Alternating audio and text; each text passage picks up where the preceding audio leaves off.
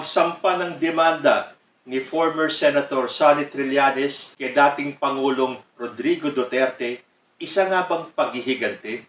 Dahil kung maaalala po natin, during the term of ex-President Duterte, ipinaaresto po niya si Sonny Trillanes. Balita po dito sa Al Jazeera, Philippines' Duterte orders arrest of opposition senator. Philippine President Rodrigo Duterte has ordered the arrest of his fiercest critic in Congress after revoking the senator's amnesty for involvement in unsuccessful military uprisings years ago. Senator Antonio Trillanes condemned Duterte's move as illegal and a clear case of political persecution. Trillanes has repeatedly questioned Duterte's deadly drug war and challenged the president to explain his alleged hidden wealth. He also presented before the Senate witnesses who accused the president of being directly involved in extrajudicial killings. So during that time of then President Rodrigo Duterte, ipinaaresto niya si Sonny Trillanes. Ngayon parang bumabaliktad ang mundo. It's payback time for Sonny Trillanes. Panoorin po natin itong video ginawa ko kung saan si Senator Bongo po ay umalma sa mga akusasyon ni Sonny Trillanes dahil sabit po ang pangalan ni Senator Bongo sa final na kaso ni Trillanes laban kay Duterte. Panoorin po natin ito. Former Senator Sonny Trillanes nag-file na ng plunder case laban kay ex-President Rodrigo Duterte at kay Senator Bongo. Bongo kinontra ang mga akusasyon ni Trillanes. Balita po sa Philstar, Trillanes files plunder, graft charges versus former President Duterte. Former Senator Antonio Trillanes IV filed before the Department of Justice plunder, graft, and corruption charges against former President Rodrigo Duterte, Senator Bongo, and two other individuals related to the senator over infrastructure contracts in Davao City.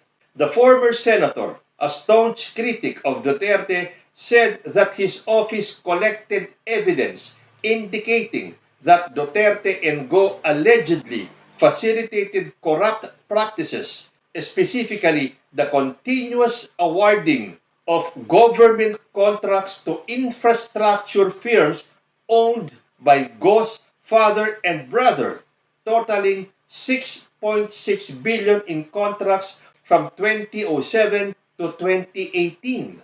According to Trillanes' complaint, Duterte and Go are guilty of the crime of plunder as they were public officials and they allegedly used their position to continuously award the construction firms of Go's father and brother contracts worth billions of pesos. Trillanes also said that the total amount involved in the contracts exceeded the threshold amount stated in the Anti-Plunder Act of an aggregate amount or total value of at least 50 million. When asked why he filed the complaint before the DOJ instead of the Office of the Ombudsman, the agency responsible for handling corruption cases involving public officials, Trillanes explained that he thinks the DOJ has better access to other agencies to verify the information they provided. Unang-una dahil may concurrent jurisdiction, tapos naniniwala tayo na mas may access yung DOJ sa iba't ibang ahensya to validate yung mga dokumento na final namin sa DPWH, sa DTI at sa COA. Pero sinagot po ito ni Bongo. Sabi po dito sa Abante TNT, malinis ang aming konsensya. Trillanes, attack dog, tamad. Yun po ang sabi ni Bongo. Mariing itinanggi ni Senador Christopher Bongo ang aligasyon ni dating Senador Antonio Trillanes IV na sangkot siya at si dating Pangulong Rodrigo Duterte sa katiwalian.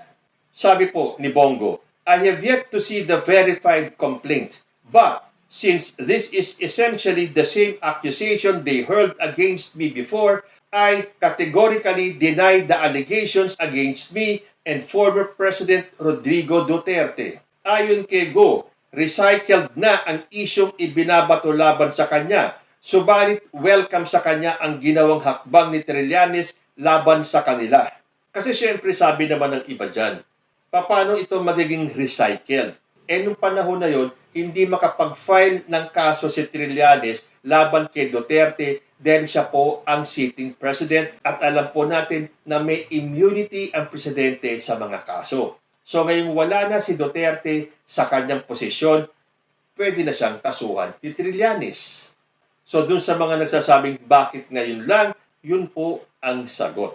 May immunity po ang presidente sa mga kaso. Pagpapatuloy ni Go, nevertheless, I welcome these moves to finally put an end to these often recycled issues against us. Mabuti nang silipin sa mga akusasyong ito. May irregularidad ba talaga? May naging transaction ba na disadvantageous sa government?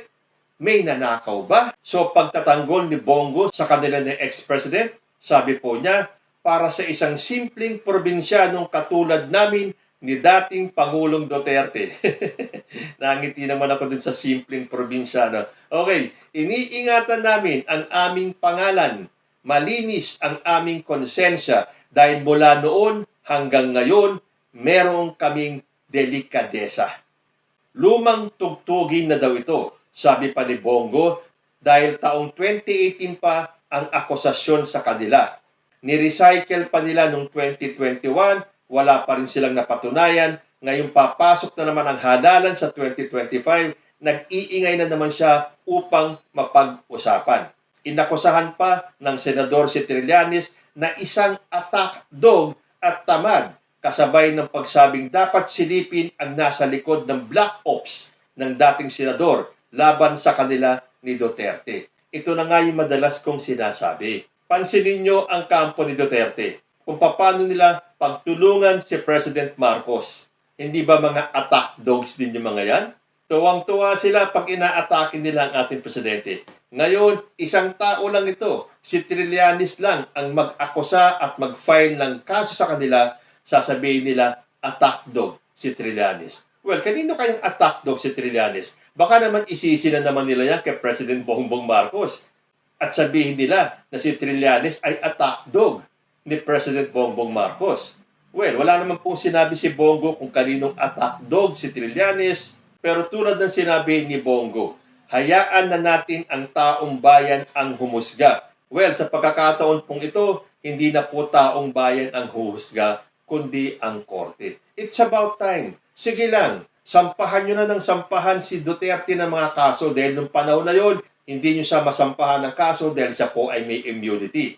Ngayon, ang tamang pagkakataon dahil wala na po sa pwesto si ex-president.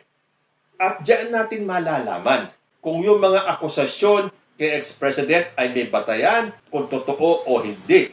At sabi nga ni Bongo, sa kalaunan naniniwala akong mananaig ang katotohanan. Yan po, dahil lahat naman tayo ay naghahanap ng katotohanan. So pabayaan po natin umusad ang hustisya.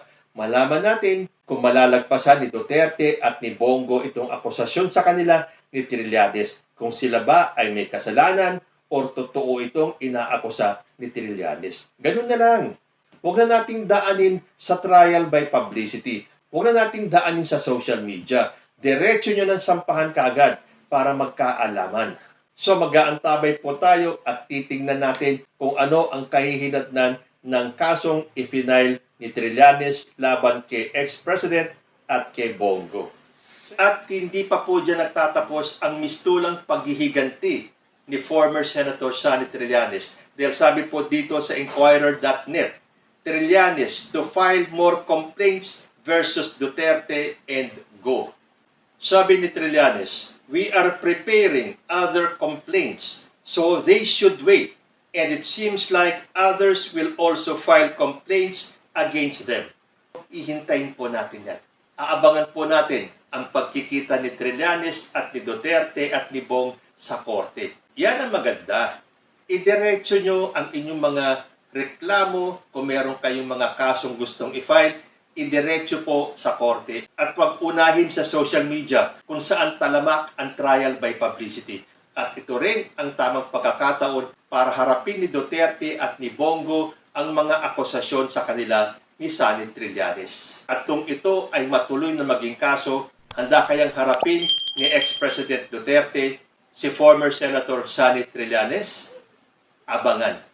Hanggang dito na lang po muna tayo. Hanggang sa susunod na mga issues, maraming salamat po.